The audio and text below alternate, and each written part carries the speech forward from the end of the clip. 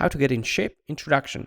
So now we'll move on to Tom that wants to get into shape, and we gonna try to help him using the SMART goal framework. We know that he wants to achieve his goal in 9 months. Apart from that, we know that he weighs 110 kilograms, so it's like 220 pounds, and he wants to lose 30 kilograms in 6 months, so it's roughly 60 pounds. On top of that, we know that he wants to also not only lose weight, but actually get into shape. So he wants to lift more weights. Currently, he's lifting 30 kilograms and he wants actually to double that. We know that he also wants to run faster. So currently, he is able to run just for 2 minutes, or not for too long, at a very low speed of 7 minutes per kilometer. And what he wants to achieve is, first of all, to reach 30 minutes and to do it actually at a much higher speed, so 5 minutes. So in the next lectures, I will show you how, using the SMART goal framework, how to put it into steps that you should take every month, and how you can actually get to specific tasks that he has to do in order to achieve the goals we have set here. But before you see the next lectures, please try to do it on your own, and only after that move on to the next lectures where I will show you the solution in Excel. So let's see how we can define the goals and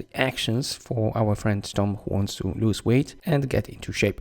So please open file attached to the lecture, which is called Get Into Shape. And here in the master sheet, you'll see a table of content, and we have listed all the things that you should look at. So we're going to start by looking at how he will achieve his goal of losing weight. And then we'll move on to the improvement of weightlifting and also running. So let's go to losing weight. And as you can see here, we started with the goal he wants to achieve. So we know that he wants to lose 30 kilograms, which is the difference between his current weight and the targeted weight. And since he wants to lose 30 kilograms, we want to calculate how much calories it is. So we assume certain amount of calorie value for each and every kilogram of body weight. So it's roughly 7,500 kilocalories. So it means that he has to lose 225,000 of calories during the 6 months.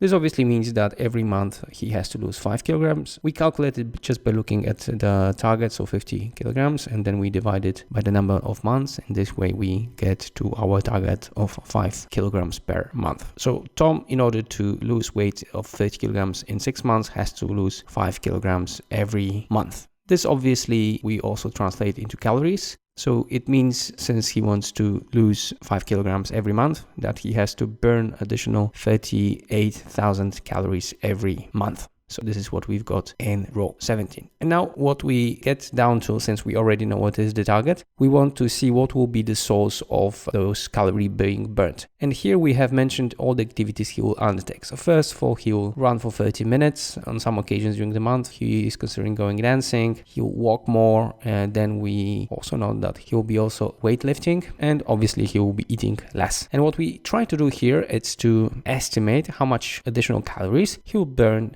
due to these activities or lack of activities. So first of all, in terms of calories due to running, he will lose additional 4,000 calories per month. And this is simply a multiplication of number x of exercises. So he's gonna run 8 times per month, and every run will roughly cost 500 calories. We do exactly the same thing for dancing. So he's gonna dance 8 times a month. Every dancing for 60 minutes is like 300 calories. So it's like 2,400 calories. When it comes to walking, it will be 7,500 because he will do it every day. And obviously the consumption calorie is smaller than with running or dancing. And in the very same manner, we also calculated weightlifting.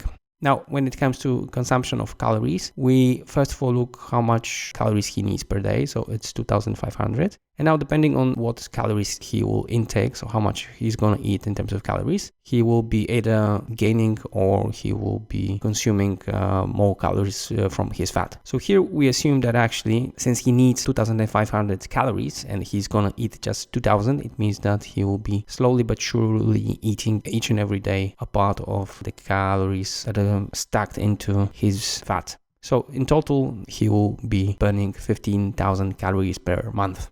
Now, in the next lecture, we're going to play with the numbers and see whether we are able to get to our target of 38,000 calories being burned every month. So just as a reminder, we have set certain goal to be achieved. So we want to lose 30 kilograms. We translated it into calories that we have to burn in order to lose the weight. And on the basis of that, we translated that into monthly goals of losing kilograms and obviously burning calories. So we have to burn 37,000 calories. And then we have listed activities that will help us achieve this. And we have for each and every activity managed to estimate how many calories we're gonna burn. So let's have a look at the summary, and below here we have created a summary of total additional energy consumption per month that we'll achieve through this sort of activity. So we have running, which will help us burn 4,000 calories, dancing 2,400, walking almost 8,000, weightlifting 2,500, and then eating less, it's 15,000 calories. So in total we will have 31,000 calories. Obviously this is below our target, so the target is almost 38,000.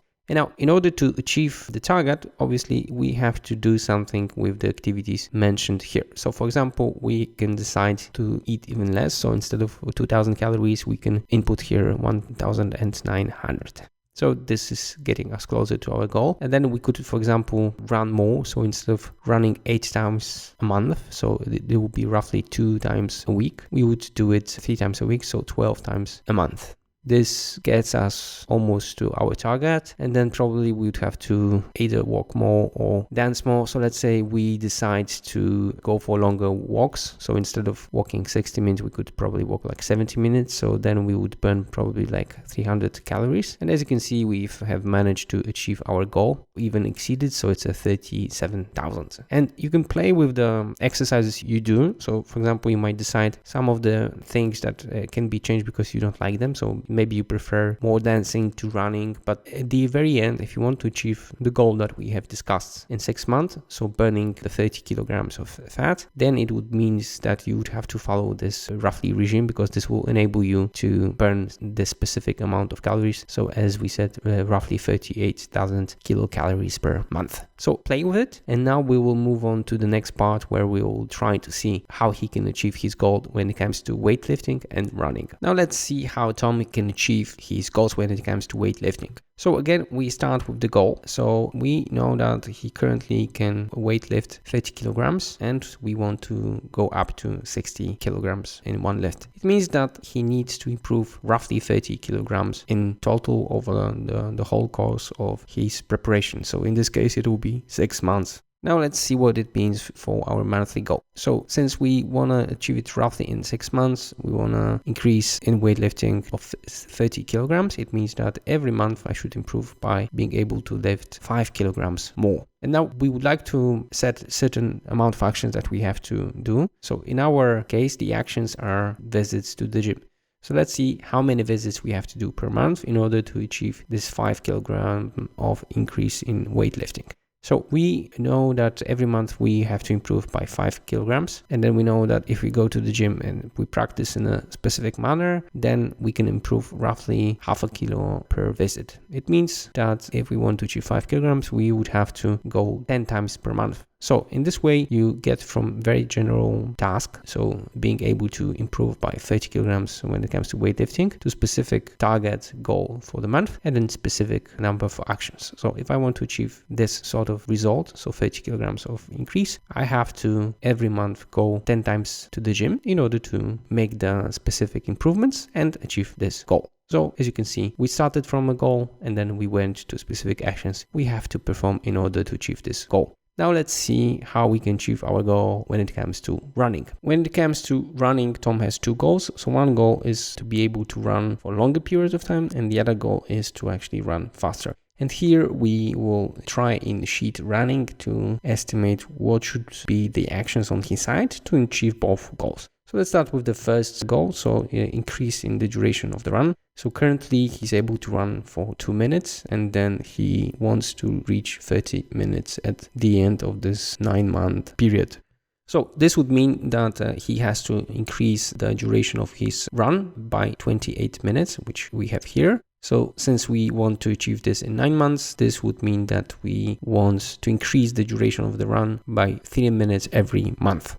And now, as always, we want to translate it into action. So we want to calculate how many times he has to run in order to achieve this goal of 3 minutes per month of improvement. So we know that he wants to improve by 3 minutes every month. And we know that during one training, he can improve by 15 seconds. So it's 0.3 parts of the minutes per run. So this would mean that he has to run 12 times per month in order to achieve the goal of increasing the duration of the run of 3 minutes every month. So in other words, if he runs 12 times a month, he will be able to increase the duration of the run by 3 minutes every month. Now we do exactly the same with the speed. So we know that his current speed is 7 minutes and then the future speed will be 5 minutes. So we want basically to improve by 2 minutes per every kilometer.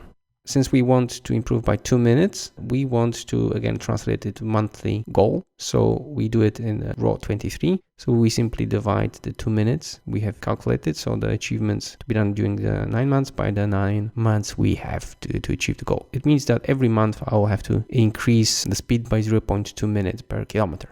Now, what does it mean again in terms of how many times I have to run? So here in raw 27, we try to estimate that. So since we want to improve by 0.2 minutes per kilometer, and we have assumed that every run will enable us to improve the speed by 0.03 minutes per kilometer, it means that I have to run at least 7 times per month in order to achieve this goal. Now, since we have 2 goals, but they will be achieved through the very same action, we have to look at the number of runs to be done in unison. So in order to achieve the goal of speed, I need to run 7 times per month. In order to achieve the goal when it comes to the duration, I have to run 12 times per month. This means that if I want to achieve both goals, I simply have to run 12 times. And you do exactly the same thing when you look at achieving the goal of losing weight and lifting. So your actions have to be on such level that you are able to achieve not only one of them, but actually all goals of them. So that's in short, play with the file. And if you have any questions, just let me know. But as you can see, you can actually, using the SMART approach, properly define what kind of action have to be done in order to achieve the goals you have set for yourself or for your friends.